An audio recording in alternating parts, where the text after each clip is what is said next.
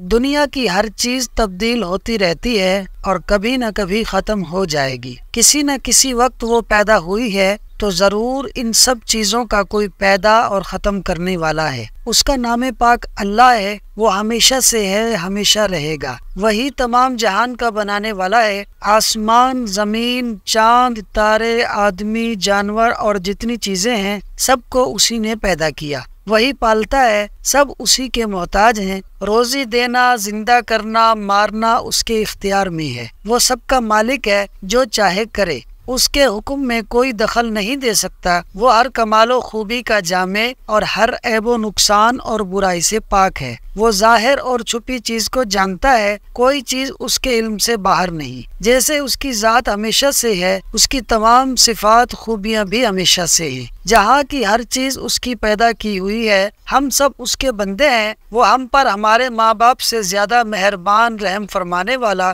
گناہ بخشنے والا، توبہ قبول فرمانے والا ہے۔ اس کی پکڑ نہایت سخت ہے، جس سے بغیر اس کے چھوڑے کوئی چھوٹ نہیں سکتا۔ عزت ذلت اس کی اختیار میں ہے، جسے چاہے عزت دے، جسے چاہے ذلیل کرے، جسے چاہے امیر کرے، جسے چاہے فقیر کرے۔ جو کچھ کرتا ہے حکمت ہے، انصاف ہے۔ مسلمانوں کو جنت عطا فرمائے گا، کافروں پر دوزخ میں عذاب کرے گا۔ اس کا ہر کام حکمت ہے، بندوں کی سمجھ میں آئے یا نہ آئے۔ اس کی نعمتیں، اس کے احسان بے انتہا ہے۔ وہی اس کا مستحق ہے کہ اس کی عبادت کی جائے، اور کوئی عبادت کے لائق نہیں۔ اللہ تعالیٰ قدیر، سمیع، بصیر، متکلم، ہمیشہ سے زندہ، قدرت والا ہے، یعنی جو چاہے کرے، سننے والا، دیکھنے والا، کلام کرنے والا، جاننے والا اور ارادہ فرمانے والا ہے۔ نہ وہ کسی کا باپ، نہ بیٹا، نہ اس کی کوئی بیوی ہے، نہ رشتہ دار ہے۔ وہ سب سے بے نیاز ہے۔ اللہ پاک مجھے اور یہ ویڈیو سننے والے کو ان تمام باتوں پر ایمان کے ساتھ دنیا سے رخصت فرمائے، آمین۔ دوستو، ایمانی تقاضا سمجھ کر اس ویڈیو کو لائک اور شیئر کریں، اور فاز سنو یوٹیوب چینل کو سبسکرائب کریں۔